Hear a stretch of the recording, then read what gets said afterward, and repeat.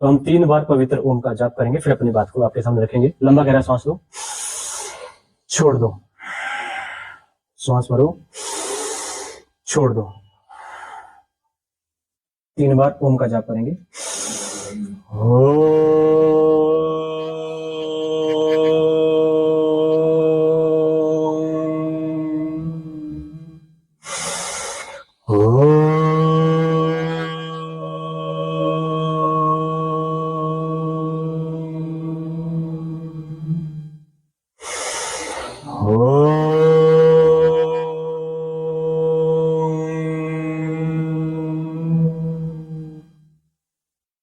आप सभी को मेरा प्रणाम, वंदन। आपके भीतर बैठे उस परम पिता परमात्मा को मैं प्रणाम करता हूं। लोगों के भीतर वो अंश अभी विद्यमान है, क्योंकि जो व्यक्ति शरीर के प्रति जागरूक है, शरीर को समझता है, वही ही आदमी अपने परिवार का कल्याण कर सकता है और इस जगत का कल्याण कर सकता है। जिसको अपने शरीर के बारे में पता नहीं है और रोगों का घर बना रखा है, रोगी व्यक्ति कभी भी किसी को भी सुख नहीं दे सकता और रोग ही देगा। तो आपको सिर्फ 3 चीजें समझनी है। जैसे कि मैंने आप सभी की नाड़ी देखी कि वात क्या होता है, पित्त क्या होता है, कफ क्या होता है। वात के रोग होते हैं 40 साल के बाद। वात पित्त कफ होना जरूरी है, लेकिन सम मात्रा में। यदि एक भी दोष ऊपर नीचे होता है तो उसी से रोग बनता है। कफ का हिस्सा ये होता है, पित्त का हिस्सा यहाँ नाभि तक होता है और वात का हिस्सा पूरे शरीर में होता है। मॉडर्न मेडिकल साइंस क्या बोलती है? बालों का डॉक्टर अलग, आंखों का डॉक्टर अलग, नाक का डॉक्टर अलग, कान का डॉक्टर अलग, गले का डॉक्टर अलग, स्किन का डॉक्टर अलग, कैंसर का डॉक्टर अलग। और ये सारा एक समझते हैं। तो जहां पे व्यापार आ जाता है वहां पे आपको स्वास्थ्य नहीं मिलेगा।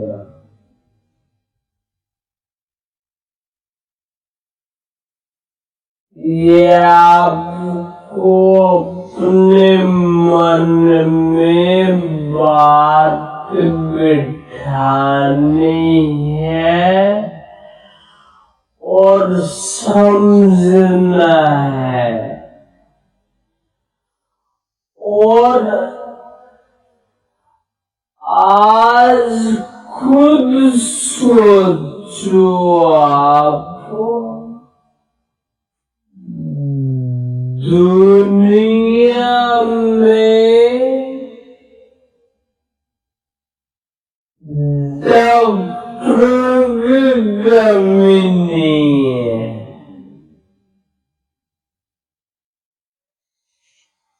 आज दुनिया में हॉस्पिटल की कमी नहीं है। आए दिन बड़े बड़े हॉस्पिटल बन रहे हैं। क्यों? यदि वो हॉस्पिटल हमारे काम के होते तो उनकी संख्या कम होती, मरीजों की संख्या कम होती। लेकिन आए दिन आप कैंसर के रोगियों की संख्या बढ़ रहे हैं। आप हार्ट के रोगियों की संख्या बढ़ रहे हैं, किडनी के रोगी बढ़ रहे हैं। तो उसके पीछे कुछ थोड़े बहुत कारण हम भी हैं।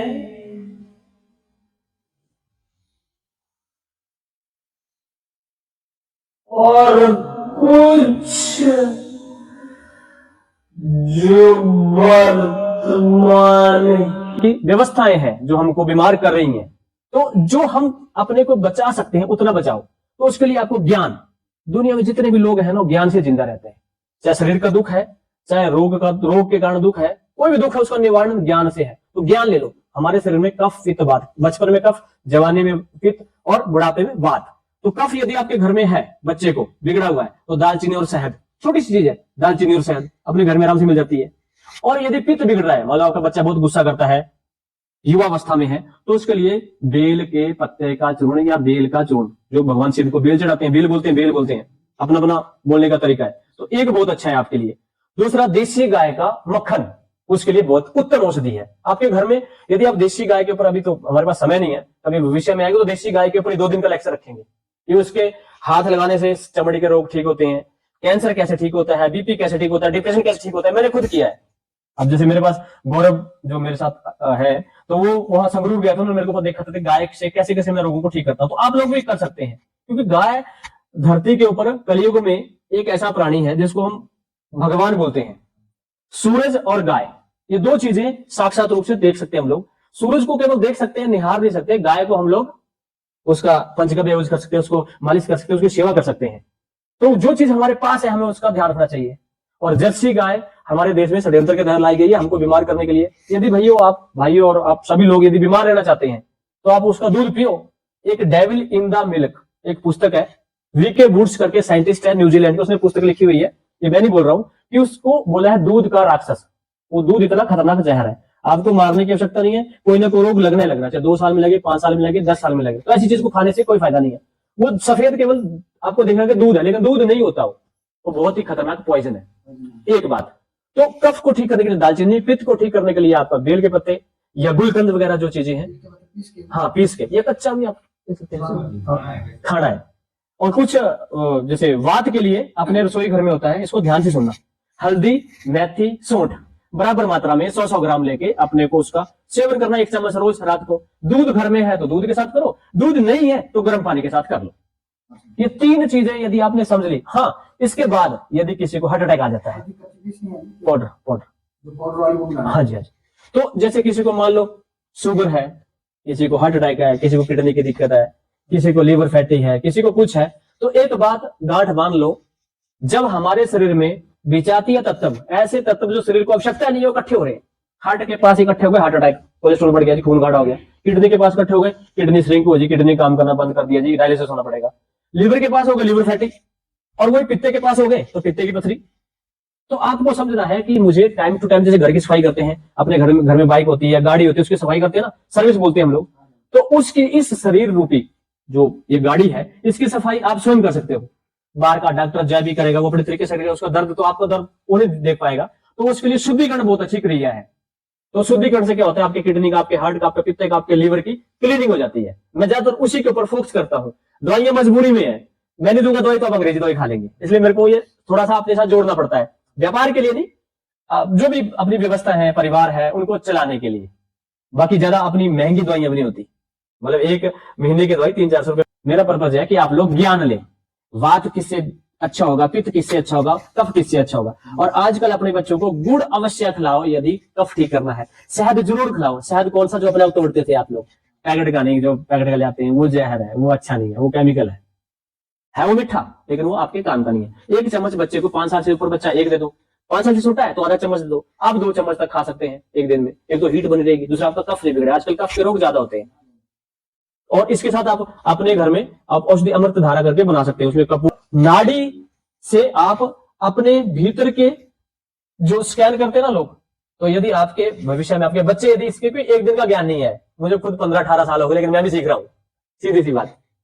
तो यदि आपके बच्चे इंटरेस्टेड होंगे तो हम लोग उस तरह के कार्यक्रम, आपके यहाँ के जो साथी हैं, चाहे भाई चमन जी हैं, भाई अनिल जी हैं, इनसे मिलकर चर्चा करेंगे। यदि आप इच्छुक होंगे तो अभी इनके कहने से हम लोग आए, तो इनको यदि आप बोलेंगे तब हम भविष्य में आएंगे। और पूरे, जैसे किसी की शिकायत रहती है कि हमें अच्छा चीज नहीं मिलती, तो जब एक व्यक्ति के लिए चाहिए होता है तब नहीं मिलता। जब 10 लोग डिमांड करते हैं तो आसपास के लाला जो भी दुकानदार होते हैं वो लाते हैं उस चीज को, चाहे कितनी भी महंगी क्यों ना हो। मार्केट पूरी आपके उसके ऊपर टिकी हुई है, डिमांड के ऊपर टिकी हुई है। आप डिमांड करेंगे वही आपको मिलेगा। अपने वात पित्त कफ की बात समझ ली, अब रसोई घर की बात थोड़ी सी समझने की कोशिश करना। हमारे रसोई घर में जो सफेद जहर है उसको निकालने की कोशिश करो। सफेद आटा चाहे आटा है उसको खत्म करो, उसको घर में मत घुसने दो, नहीं तो आपको घर से बाहर निकाल देगा। कैंसर तक करता है मैदा। मैदा मेरा खाना नहीं है। खाना नहीं। दूसरा, चाय। चाय का रंग कैसा होता है? पत्ते का रंग हरा होता है। और हम जो चाय अगर हलवाई के पास जाएंगे किसी के पास, तो सुबह उसका रंग होता है नॉर्मल, थोड़ा दोपहर में थोड़ा सा हल्का काला हो जाएगा और काला हो जाएगा, और शाम को पतीला देखेंगे पूरा काला ही। तो एक तो हमारे बच्चों का हमारा धर्म खराब होता है, उसके अंदर बहुत सारे करना। और असली चाय को आसाम में देख के आना, कांगड़ा में देख के आना, वहां भी असली चाय है। पत्ते का रंग हरा होता है, तो चाय का रंग जब मान लो थोड़ा सा सूख जाता है तो क्रीम कलर का हो जाएगा, लेकिन वो लाल होता है फिर काला होता है। और कभी व्हाइट कपड़े के ऊपर गिरा के देखना, उसका रंग कभी नहीं जाता, चाय का दाग कभी नहीं जाता। और यदि आप परमात्मा को मानते हैं, 2-4 घंटे साधना वगैरह करने के बाद उसको सूंघ लेना, आपको भूख खुद आएगी। फिर आपको स्वीकार करना है कि मुझे पीनी है कि नहीं पीनी है। इन लोग इसके बड़े आदी हैं चाय के, और ये पहला रोग होता है बीपी का। तो चाय को अपने घर में मत लाना, ना बच्चों को पिलाना। दूसरा, चीनी। चीनी बहुत ही खतरनाक जहर है। तीसरा, रिफाइंड। चौथा, अपना डालडा घी या एल्यूमिनियम के बर्तन, आयोडीन नमक। ये 5-6 चीजें यदि अपने घर से बाहर कर दी, और आपके पिताजी, आपके दादाजी जैसे जीते थे, जैसे उठते थे, जैसे उनकी दिनचर्या थी, वैसे यदि आपने दिनचर्या शुरू कर दी, तो आपको रोग कहां से आएंगे? हम लोग रोग कहां से आते हैं? पेट से आते हैं, जो हमने खाया उसी से रोग आएंगे ना। बाहर से तो बहुत कम, जैसे वायरल अभी कोरोना का जो चल रहा था माहौल, तो वो बाहर से एक दूसरे से फैलता है। बाकी तो सारे हम लोग स्वयं तैयार कर रहे हैं ना। चाहे पेट दर्द है, चाहे घुटनों का दर्द है, चाहे कैंसर है, चाहे शुगर है, चाहे हार्ट की प्रॉब्लम है, चाहे किडनी की, तो कुछ रोग हम लोग तैयार कर रहे हैं। लेकिन 1% बाहर से, हम मान सकते हैं कि बाहर से चीजें आती हैं 1%, तो उसको रोकना भी आप लोगों को ही है।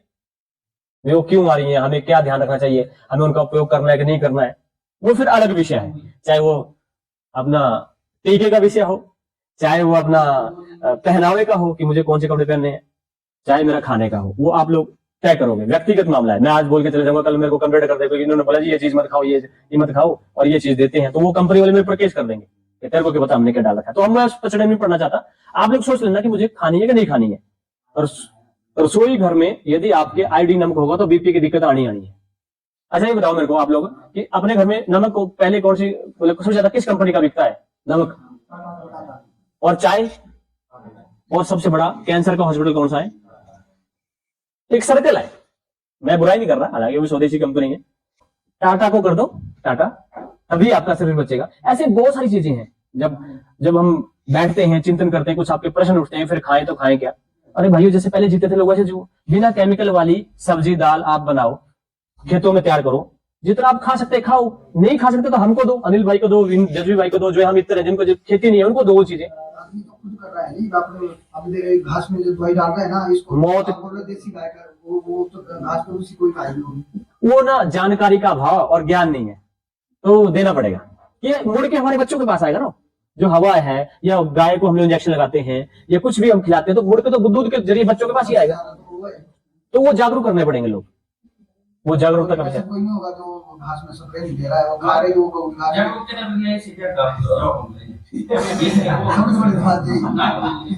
उसमें ना जब किसी की मौत होगी ना आसपास, मतलब सांस को बूढ़ा या बच्चा जा रहा होगा, तब जागरूक होंगे, तब समझेंगे कि यार ये मर गया। जैसे कल हमारे गांव में कुकर फट गया है, कल की बात है, सुबह सुबह। तो मैं बड़े दिनों से बोलता कुकर मत यूज करो, मत यूज करो, फिर लगे वो चर्चा करने, नहीं ये बैच जो है ठीक होता है, कुकर मत यूज करो। और जब कुकर यूज कर रहे थे तो बुढ़िया भागती, सीटी आती थी, बुढ़िया भाग जाती थी, यार ये कुकर शीशी कर रहा है। और फटे, जब उस टाइम भी फटे थे, स्टार्टिंग में फटे थे कुकर, काफी कुकर फटे, काफी लोगों की मृत्यु हुई है उससे। तो इन चीजों को लादने के लिए भी समय लगा है, छोड़ने के लिए भी समय लगना है।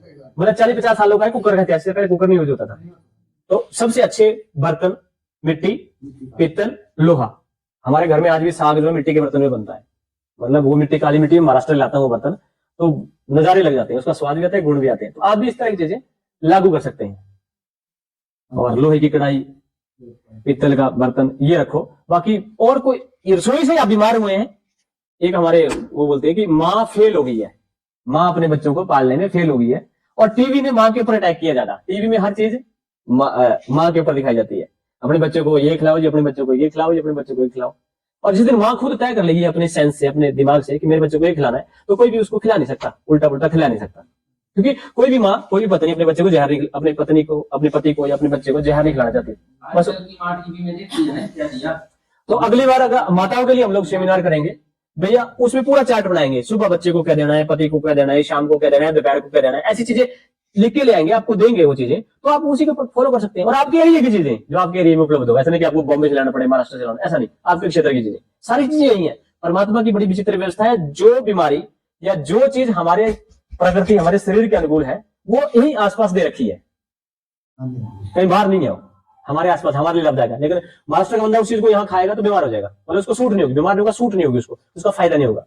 तो ये सारा चीज जो हमारे गुरु जी राजीव भाई, जिनकी आज पुण्यतिथि है, उनके माध्यम से हमने जानी, समझी, और उन्होंने हमें एक विजन दे दिया कि आप यदि भैया इन चीजों को समझोगे, खुद बदलोगे, तभी लोगों को बदल सकते हो। तो पहले उदाहरण खड़ा करना पड़ता है, फिर हम लोग औरों को बदल सकते हैं। अब मैं पी रहा हूँ चाय और मैं चाय का ज्ञान दे रहा हूँ, मैं पी रहा हूँ बीड़ी और मैं ज्ञान दे रहा हूँ बीड़ी का, मैं खा रहा हूँ मांस मटन जो भी और बोल रहा हूँ कि चीज नहीं खाओ, तो समाज नहीं बदलता। मुझे अपनी जीभ के ऊपर नियंत्रण करना पड़ेगा। गुड़ की चाय तो अच्छी है, बहुत अच्छी है, पर काली चाय नहीं, पत्ती नहीं। हाँ, उसमें वही चीजें हैं। तो राजीव भाई ने पूरे देश में स्वास्थ्य के ऊपर, खेती के ऊपर, बीज के ऊपर, गाय के ऊपर, स्वदेशी के ऊपर, राष्ट्र के ऊपर 15,000 से पूरे व्याख्यान दिए हुए हैं। कुछ व्याख्यानों में हमें भी, जैसे आप मेरे को सुन रहे हैं, मैंने भी उनको सुना हुआ है, देखा हुआ है, मिले हुए हैं, तो हम सौभाग्यशाली मानते हैं। और हो सकता है पूर्व जन्म का कोई कर्म था कि हम लोग इस फील्ड में आ गए और हम लोग आपके सामने, हम भी आप कोई आपकी तरह ही, आपके ही परिवार, आपके परिवारों की तरह ही हम लोग इस निकले हुए हैं और इस कार्य को कर रहे हैं। तो जरूरी मैं ये काम कर रहा हूं, आपको ज्यादा नहीं करना, अपने परिवार में इन चीजों को बताना है। जहां दिक्कत आ रही है यहां पर महीने में 2 महीने में चर्चा करो इस जगह पे। और फिर अगर अनिल भाई, जजू भाई या और साथी बोलते हैं कि आचार्य जी को बुलाओ, हम लोग बातचीत करेंगे, तो रखेंगे 2 दिन का गोष्ठी, रखेंगे गोष्ठी, नाड़ी जांच नहीं करेंगे, ज्ञान देंगे, इसमें गोष्ठी रखेंगे। उसमें बोलेंगे पे हार्ट का इलाज हम अपने घर से कैसे कैसे कर सकते हैं, क्या क्या चीजें होनी चाहिए अपने घर में, ताकि हार्ट फेल हो ही ना, किडनी फेल हो ही ना। अभी हम क्या है, पहले किडनी फेल का इंतजार करते हैं, फिर डॉक्टर के पास जाते हैं, पहले हार्ट कोलेस्ट्रॉल बढ़ा देते हैं, फिर डॉक्टर के पास जाते हैं। और वो जो पैथी है वो यही करती है। आयुर्वेद क्या बोलता है कि आप ऐसी दिनचर्या, ऐसी भोजनचर्या, ऐसी ऋतुचर्या का पालन करो कि आपको किसी चीज की आवश्यकता ना पड़े, आपको किसी चीज का लेना नहीं पड़े, तो वो बात होगी नहीं। तो अब बीमारी होगी नहीं। और एलोपैथी क्या बोलता है, जो पश्चिम की मॉडर्न मेडिकल साइंस जो बोलती है कि पहले आप बीमार हो फिर मेरे पास आओ, और वहां भी ट्राई एंड एरर, भाई सफल होगा तो ठीक है, नहीं हुआ तो भाई एरर हो गया। बोलते हैं ना कि हमने प्रयास किया लेकिन हम बचा नहीं पाए, ऐसा ही बोलते हैं ना। ऑपरेशन में पहले लिखवा के बहुत सारी चीजें, वो मैं कंट्रोवर्शियल चीजें नहीं बोलना चाहता, आप लोग सभी बुद्धिजीवी है, सभी समझते हैं, और सबके साथ आप बीती है। हॉस्पिटल जाते हैं, क्या अपनी भाषा में कुत्ते खाने वाला हाल कर देते हैं, मतलब साथ वाला बंदा कितना मेंटली हरासमेंट हो जाता है। पेशेंट तो बेचारा परेशान है ही है, साथ में जाता है उसका क्या हाल होता है जब पीजीआई जैसे उसमें जाते हैं आप लोग। ये बात उन्होंने सुन रात गर्म ठंडे पानी के साथ 15-15 मिनट का इसको सेका देना है, वो ठीक हो जाएगा। गर्म ठंडे पानी के पास 15-15 मिनट का। तो मेरा आपको बस यही संदेश है कि कम से कम यदि आपकी बात आपकी पत्नी, आपका बेटा या आपका पति नहीं मानता, तो उनको एक बार राजीव भाई का मोबाइल सबके पास है, राजीव भाई का कोई सा भी व्याख्यान सुना दो। मतलब आप खेती करते हैं, आप बीज को अच्छा करना चाहते हैं, तो बीज वाला व्याख्यान, आप राजीव दीक्षित खेती ये डालना, आपको आ जाएगा। राजीव दीक्षित गाय आपने पालनी है, क्यों पालनी है, राजीव दीक्षित गौ माता, ये डालोगे, पूरा लेक्चर आ जाएगा। राजीव दीक्षित किडनी की प्रॉब्लम, राजीव दीक्षित घुटनों की problem, Rajiv Dixit heart attack को कैसे ठीक है, राजीव दीक्षित कैंसर, राजीव दीक्षित, मतलब जो आप सोच सकते हैं वो आजकल गूगल सब कुछ दे रहा है, आप उसे सर्च करना है। जब सर्च करेंगे, एक बात भी यदि जो आपके घर वाले नहीं मानते, उन्होंने सुन ली ना, तो उनकी जिज्ञासा और जागेगी और जागेगी और जागेगी। और बिना जिज्ञासा से किसी को कुछ भी मत दो, एक भी बात मुझे बताओ, वो सोचेंगे इसका स्वार्थ था कुछ ना कुछ। तो बात बतानी कब है, जब वो पूरी तरह तैयार हो जाए कि नहीं अभी हमारा सुनने का मूड है, आप हमें बताओ कि हम बच्चों को कैसे बचाएं, हमें बच्चों का ध्यान कैसे रखना है। नहीं तो क्या होगा, आने वाली पीढ़ियां, फसल और नस्ल, फसलों के बीज भी विदेशी कंपनी से लेने पड़ रही है, नस्लों के बीज भी पता ही है भारत में कितने 40 से 50% हो गए, बच्चे नहीं हो रहे लोगों के, 12-12, 15-15 साल हो गए।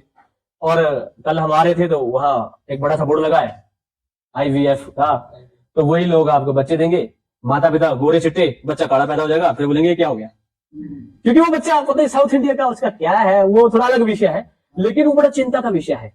तो क्या हम चाहते हैं कि ऐसे ही बच्चे पैदा हो जो हमारे कत्ल कर दें? गलत काम है। तो उससे आपको बचना है। वो कैसे बचना है? अपना यूरिया केमिकल का जहर जमीन को कम दो। हमारी खेती और हमारी बेटी बांझ हो रही है, हमने खुद की है। खेती में जो भी बीज बोगे वो खाएंगे, तो बेटी तो अपने को बांझ होना ही है। तो बहुत बड़ी लड़ाई है, बहुत बड़ा संघर्ष है। और कम से कम अपने परिवार को तो बचा लो, देश को तो पीछे कर दो, दुनिया को पीछे कर लो। भाई मेरे मुंह में क्या जाना चाहिए, मैं तय करूंगा। टीवी या गांव का प्रधान या देश का मुखिया नहीं तय करेगा भैया ये खाओ ये खाओ, आप तय करोगे अपने वातावरण के हिसाब से, अपने बुजुर्गों के ज्ञान के हिसाब से, अपने माइंड से, तब आप जिंदा रह सकते हैं। अदरवाइज चारों तरफ से जाल बिछे पड़े हैं, यहाँ नहीं फंसोगे, यहाँ फंसोगे, यहाँ नहीं फंसोगे, यहाँ फंसोगे, कहीं ना कहीं फंसना ही है आपको। पानी के नियम, जो नियम है, बैठकर पानी पियो, खड़े होकर कभी पानी मत पियो, ये खुद फॉलो करो, फिर औरों को बोलना, ऐसे मत करना। अब मेरी ये मजबूरी हो जाती है, जैसे भोजन कई बार मान लो कहीं मैं बाहर जाता हूँ, लेट आता हूँ या 2-3 दिन ट्रेन में जाते हैं, तो मेरे को रात को खाना पड़ता है। मैं चाय नहीं पीता, चीनी नहीं खाता, मैदे वाली चीज नहीं खाता, स्ट्रिक्टली मना, किसी के घर जाता हूँ स्ट्रिक्टली मना करता हूँ, तुम चटनी के साथ मेरे को रोटी दे दो, लेकिन मेरे को तुम्हारा एल्यूमिनियम का नहीं चाहिए, खुद फॉलो करता हूँ। हाँ, कोई पता कि आज मेरे को 4 दिन ट्रेन में हो गए या मेरे को सफर में हो गए, मेरे को कुछ ऐसी स्थिति है, तो एक अलग चीज है। महीने में 1 बार यदि मेरे को लेना पड़ रहा है मजबूरी में, खुशी से नहीं लेता मैं, तो मैं उसको निकाल भी देता हूँ, शुद्धिकरण कर लेता हूँ। मतलब कहीं बाहर जाता हूँ, टूर पे जाता हूँ, तो शुद्धिकरण करके उसको बाहर निकाल देता हूँ। तो आप अभी दवाइयों के पीछे मत पड़ो, बीमारियों के पीछे मत पड़ो, मुझे क्लीन कैसे करना है, मुझे बॉडी को सफाई कैसे करना है। परिवार में यदि एक सदस्य कर लेता है, उसको जो भी होता क्या है, जब शुद्धिकरण करते हैं तो दस्त आते हैं, हमारा किडनी का, हमारा लीवर का, जो हमारे इसका जहर होता है, पॉइजन तो निकलता है। तो जब वो निकलता है तो थोड़ा दर्द तो होता ही है। अब बंदा दिन में 1 बार जाता है, उसको 5-6 बार जाना पड़ जाए, किसी को 8 बार, इतना अंदर रखा इकट्ठा करके, तो दर्द तो होती है, लेकिन उसके बाद आराम भी इतना मिलता है कि पूछो मत। चमड़ी जैसे ऐसे हो जाती है, जैसे पैदा होता बच्चा होता है, सॉफ्ट चमड़ी होती है, वैसी चमड़ी होती है। आपका तेज, आपका ओज, आपकी एनर्जी, आपका ब्लड पूरा चेंज हो जाता है। मतलब जो भी आपके शरीर के अंदर जहर है वो सारा निकल जाता है। तो दवाइयों भी बहुत है, डॉक्टर भी बहुत है, आपको सिर्फ सफाई करनी है, आपको शरीर को जानना है और भोजन को पहचानना है। जिससे गंध पड़ रहा है शरीर में भोजन से, वो शरीर वो भोजन मत लो, तामसिक भोजन मत लो। अपने घर का दाल फुल्का खाओ और प्रभु के गुण गाओ। बाहर का पिज्जा, बर्गर, हॉट डॉग जो भी हम बच्चों को देते हैं, सोच लो, समझ लो कि ये जहर है, पॉइजन है। आप उन बच्चों को खिलाओगे तो आपका तो कुछ भला नहीं हो सकता, उससे उनको कैंसर जरूर मिलेगा। बच्चों को हर एक पैकेट के ऊपर पढ़ लिखा होता है, इसमें इसमें ये है, इसमें ये है, इसमें ये है, इसमें ये है, और ई गुड सिस्टम है, उसको आप पढ़ लो। बच्चे आपके पढ़े लिखे हैं, उसको बोलो गूगल में देख ले बेटा, इसमें इस जानवर का मांस है, तेरी इच्छा है खाना, नहीं खाना मत खा। और वो हाई स्टैंडर्डाइज कर दिया इसलिए, और टीवी के ऊपर बार बार दिखाया जाता है, तो हमारे बच्चे उस चीज को नहीं ध्यान रखते। लेकिन आप जब उन चीजों को लॉजिकली दिखाएंगे, प्रूफ करके दिखाएंगे, मोबाइल में दिखाएंगे, और तुम्हें वो तरीका आपको सिखा देंगे कैसे बच्चों को दिखाना है। बच्चों को सेमिनार भी हम करेंगे, स्कूलों में जाकर बच्चों को बताते हैं। तो क्या होता है, वो बीज है, अभी जो उसके दिमाग में चीज पड़ गई, आजीवन रहेगी, जीवन भर रहेगी कि हमें मैगी नहीं खानी है, क्यों नहीं खानी। अभी आप ये नहीं बता पाते क्यों नहीं खानी, बस खराब होती है। कैसे खराब होती है, उसके अंदर क्या चीज है। तो पूरा बच्चे के पास सवाल बड़े बड़े होते हैं, जो बचपन होता है सवाल बड़े बड़े होते हैं। तो आप अगर छुड़ा सकते हैं तो उस चीजों को छुड़ाओ, राजीव भाई को सुनो, और यही सच्ची श्रद्धांजलि हम लोग राजीव भाई को दे सकते हैं। बाकी किसी का कोई प्रश्न है तो आप पूछ सकते हैं इन बातों को लेके। राजीव भाई कुछ बोलो, अनिल भाई कुछ बोलो, क्या बात है। हाँ किसी और साथी को कुछ बात करनी है, क्या दीजिए। मेरा जो तरीका है, किसी को मेरे में नुक्स नजर आता है, किसी को गलती, तो मैं सुधार अवश्य करूंगा। मैं खुशी मनाता हूँ। मेरे साथ भाई तेज सिंह जी जो मंडी से आए हुए हैं, हमारी एक ही मुलाकात थी करनाल में, तो हम लोग मिले थे। तो ये मेरे को काफी दिनों से ढूंढ रहे थे कि आचार्य जी हैं कोई, इनको एक हमारे वहां से है जयपुर से, तो उन्होंने उनको बताया था कि आचार्य संजीव जी है मचल से, लेकिन उन्होंने संपर्क सूत्र शायद उनके मिस हो गया, क्या हो गया, बातचीत नहीं हो पाई। तो करनाल में मिले हम लोग, तो हमने उनको बोला कि हम आपके आसपास आ रहे हैं। भैया ये हो सकता है आप महाराष्ट्र नहीं जा सकते, जयपुर नहीं जा सकते, तो आप ज्ञानी आदमी है, लोगों को ज्ञान देंगे, समझाएंगे तो अच्छा लगेगा। तो फिर उन्होंने तुरंत स्वीकार कर लिया। तो भाई तेग जी का मैं बहुत बहुत धन्यवाद करता हूँ जो हम सबके बीच में आए, और चाहूंगा 2 शब्द कुछ अपनी तरफ से, क्योंकि जो आप पैथी करते हैं, हमें किन किन चीजों का ध्यान रखना चाहिए वो बता देंगे। तो मतलब ये बड़ी दुर्लभ पैथी है, भारत में कुछ गिने चुने लोग हैं जो न्यूरो के ऊपर काम करते हैं बिना दवाई से, सेकंडों में आपको इलाज। न्यूरोथेरेपी जो बिना दवाई से, जो हम जो भी शरीर में कोई भी कमियां होती है, खून संबंधी कोई भी प्रॉब्लम होती है, उसको ठीक करते हैं कोई पॉइंट दबा के, जैसे कि अपना एक्यूप्रेशर हो गया, उसी टाइप की है। और शरीर के अलग अलग भागों में हम प्रेशर देके उसको जो भी प्रॉब्लम है उसको ठीक करते हैं उससे। और बिना दवाई से, बिना किसी मतलब उसी तरह के केमिकल बना देते हैं जो शरीर में लड़ने की शक्ति होती है हमारे शरीर में, तो वो बिना दवाई से करते हैं। और संबंधी प्रॉब्लम हो, स्पाइन संबंधी प्रॉब्लम हो, कोई भी डिस्क होती है या साइटिका होती है, नीचे चले जाती है, उसमें प्रॉब्लम आ जाती है, और सुनपन आ जाता है कई बार, तो बिना दवाई से हम इस तरह निदान करते हैं। और जोड़ों में दर्द होगी या कोई बोलते हैं नले नाभि कोई भी हो, तो उसका हम सही वक्त इलाज करते हैं। राजीव जी का जो पुण्यतिथि है उसके लिए मैं संजीव जी का बहुत बहुत धन्यवादी हूँ, उन्होंने मुझे बुलाया और इतने पावन आदमी जो मतलब नहीं रहे इस दुनिया में, उन्होंने एक समाज को जगाने का अच्छा काम किया है। मैं धन्यवाद करता हूँ सबका जो आपने मुझे बुलाया। तो ऐसे जैसे बोलना चाहती है जो पूरे देश से हैं और अलग अलग क्षेत्रों में मास्टर हासिल कर रखी है। एक वैद्य ऐसे हैं जो नाखून से ही पूरे शरीर को स्कैन कर लेते हैं। तो कभी भविष्य में यदि मौका लगता है हम लोग तो, क्योंकि वो जो ज्ञान है हम ये चाहते हैं कि हमारे तक ही सीमित ना रहे, हर एक घर में वो ज्ञान जाना चाहिए। तो यदि आपके घर में ज्ञान होगा तो रोग होगे ही नहीं। क्या खाना है क्या नहीं खाना है, रोग हो गया तो किन चीजों का समाधान करना है। आप लोग क्या कर रहे हैं, पत्तों को छांट रहे हैं पेड़ से, जड़ों को नहीं समझ रहे कि बीमारी कैसे हो रही है। आपको मूल को समझना पड़ेगा, और जब मूल में भूल होती है तो ही रोग, तो ही दुख होते हैं। हम अपने कुल को, कुल देवी को, कुल वंश को, अपने बुजुर्गों को, उनको भूल चुके हैं, उनकी मान्यताओं को भूल चुके हैं। मुड़कर आना पड़ेगा, वो साइंटिफिक है।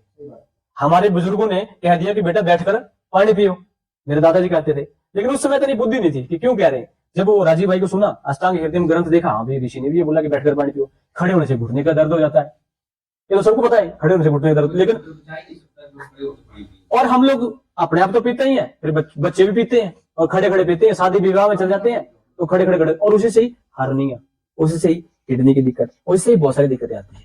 तो छोटी छोटी गलतियां हैं जिनको हमें सुधारना है, अपने जीवन को अच्छा बनाना है।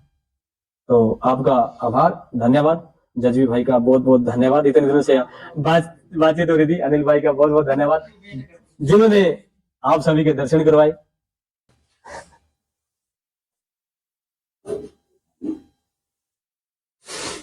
बहुत धन्यवाद।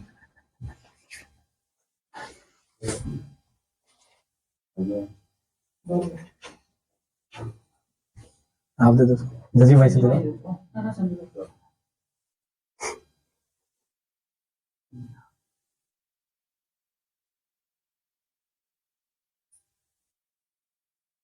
भाई जी की जन्मतिथि और पुण्य तिथि के ऊपर आज ये कार्यक्रम हमने रखा था, जिसमें जो है नाड़ी जांच शिविर का आयोजन भी हमने किया था। तो सबसे पहले तो राजीव भाई दीक्षित जी को विनम्र श्रद्धांजलि आप सबकी तरफ से भी, और मैं बहुत ही धन्यवादी हूँ आचार्य संजीव जी का, और जो भाई मंडी से आए हैं, और इनके साथ एक और भाई, क्या नाम है, गौरव भाई जी। और एक बहुत ही अच्छी पहल है कि हम अपने शरीर को समझें, और जिस तरीके से इन्होंने हमें जानकारियां दी अपने शरीर को स्वस्थ रखने के लिए, अपने स्वास्थ्य को सही तरीके से चलाने के लिए, और अपने घर को, सबसे पहले घर को सुधारने के लिए, कि हमारी जो रसोई है वो ही हमारी सबसे बड़े, हमारी रसोई ही हमारा डॉक्टर है। अगर हमने अपनी रसोई को सुधार लिया तो हमें अपने पूरे जीवन को सुधार लेंगे। तो आपका बहुत बहुत धन्यवाद, आपने इतना कीमती समय निकाला, और एक बार फिर से इस पावन धरती पर, इस पावन पवित्र स्थान पर आपने अपनी सेवाएं हमारे बीच में प्रदान की, इसके लिए आपका बहुत बहुत धन्यवाद।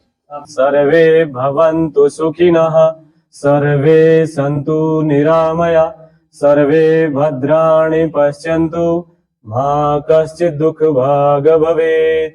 ओम शांति शांति शांति।